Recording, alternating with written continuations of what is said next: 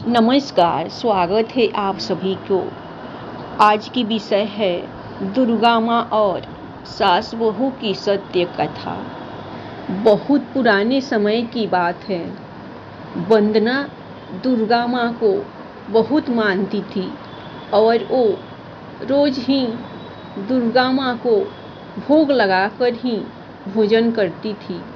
लेकिन वंदना के ससुराल वाले वंदना और उसकी पूजा पाठ से बहुत चिढ़ते थे और आए दिन वो वंदना को बहुत दुखी करते थे, मगर वंदना फिर भी उनका अत्याचार सहती ही रहती थी। वंदना का पति वंदना से बहुत प्यार करता था, मगर उसे खेत का अनाज बेचने के लिए एक एक हफ्ते के लिए गांव से बाहर जाना पड़ता था। इसीलिए उसे पत्नी पर हो रहे अत्याचार के बारे में पता ही नहीं चल पाता था। वंदना भी अपने पति को कुछ न कहती थी। तभी कुछ ही दिनों में माँ दुर्गा की नवरात्रि आ गई तो वंदना ने अपनी सास से कहा, माँ जी, मैं 9 दिन माता रानी के व्रत रखूंगी ताकि हमारे घर में सुख शांति रहे। ये सुनते ही वंदना की सास ने वंदना के बाल पकड़कर उसे बहुत मारा और कहा कि तू क्या माता की पूजा करके हम पर जादू करना चाहती है? तू क्या सोचती है कि माता रानी की पूजा करने से हमारा काम और बढ़ेगा, हमारे घर में सुख शांति होगी? अरे आज तक हमने किसी भी भगवान को नहीं माना और हमारा काम देखो कितना अनाज बिकता है। हमारा और हमारे पास पैसों की कोई कमी नहीं है।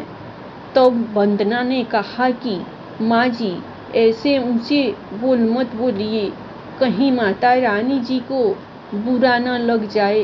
कोई बात नहीं, आप मना कर रही है तो मैं नहीं करूँगी व्रत, मगर ऐसा मत बोलिए। ये सुनते ही वंदना की सास हंसने लगी और कहने लगी कि चुप हो जा, तेरी माता रानी क्या करेगी? मेरा आज के बाद उसका नाम भी इस घर में मत लेना, वरना मुझसे बुरा कोई नहीं होगा। यह सुनकर वंदना बहुत रोती हुई अपने कमरे में जाकर अपने कमरे में रखी एक छोटी सी माता की मूर्ति के आगे रोने लगी और माँ दुर्गा जी से कहने लगी कि माँ, कृपया आप मेरी सास की बातों का बुरा मत मानना। वो थोड़ा गुस्से में थी। अब अगले ही दिन माता रानी जी का पहला नवरात्र था और उसके एक दिन पहले ही वंदना की सास तो रात के समय बड़ी ही बेचैनी सी हो रही थी और रात को वो सो ही नहीं पा रही थी। तभी थोड़ी ही देर में उसकी सास की जैसे ही आंख लगी, वैसे ही उसे बहुत बुरा सपना आया और सपने में जैसे उसे कई शेर खाने को दौड़ रहे हैं। अब जैसे ही उसे खाने को एक शेर उस पर कूदा, वैसे ही उसका सपना टूट गया और डर के मारे उसकी सास की तबीयत बहुत ही खराब हो गई। तभी अचानक आधी रात को उनका दरवाजा बजा तो दरवाजे पर वंदना का पति आया था और वो बहुत घबराया हुआ था। तो वंदना ने पूछा कि क्या हुआ? तभी वो रोने लगा और कहने लगा कि अपने गोदाम पर आग लग गई और सारा अनाज खराब हो गया। तो वंदना ने कहा कि माँ जी की भी तबीयत बहुत खराब है। तो वंदना का पति जल्दी से किसी वैद्य को बुलाकर लाता है तो थोड़ी ही देर में उसकी माँ को कुछ आराम मिल जाता है। लेकिन वो जब भी सो रही थी उसे वही शेर वाला सपना आ रहा था। और वंदना की सास ने अपने बेटे से कहा कि बेटा, तेरी पत्नी ने हम पर कोई काला जादू करवा दिया, इसीलिए मुझे बार बार शेर के ही सपने आ रहे हैं। और आज तेरे गोदाम में भी आग लग गई है। अब तू इसे घर से निकाल दे, वरना मैं इसे घर से निकाल दूंगी। तभी उसके बेटे ने कहा कि माँ, ऐसा कुछ भी नहीं है, वंदना ऐसा भला क्यों करेगी। तभी वंदना की सास बीमारी में ही रात को ही वंदना के बाल पकड़कर उसे घर से निकालने लगी। तभी अचानक वंदना की सास का पैर घर की दहलीज पर बड़ी ही जोर से लगा और उसकी सास बड़ी ही जोर से बाहर की तरफ जाकर गिरी और बेहोश हो गई। तभी अचानक सब लोग मिलकर उसे अंदर ले गए। अब अगले दिन सुबह उसकी सास को होश तो आ गया, मगर वो न तो हिल डुल पा रही थी और न ही कुछ बोल पा रही थी। वो बस रोए ही जा रही थी।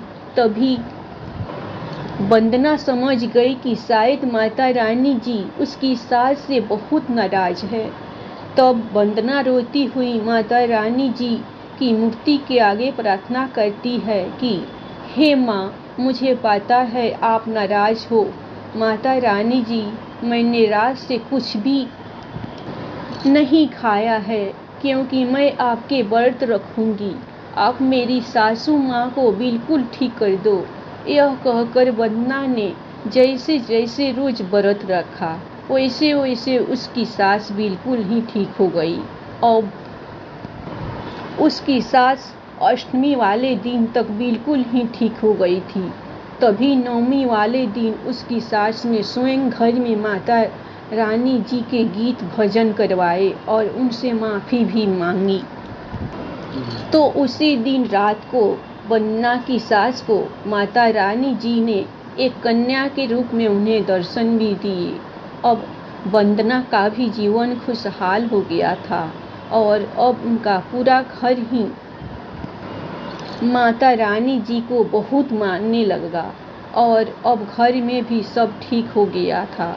तो दोस्तों, इस माता रानी जी की कहानी के साथ आप सभी को जय माता दी। मैं प्रार्थना करती हूँ कि इस नवरात्रि में माता रानी जी आप सभी को हमेशा खुश रखे। धन्यवाद दोस्तों। आप लोगों को कहानी पसंद आए तो आप लोग माता रानी जी के नाम पर लाइक सब्सक्राइब जरूर कीजिएगा। अपना ख्याल रखिए, हमेशा खुश रहिए। जय जय माता रानी जगदम्बे काली कराली।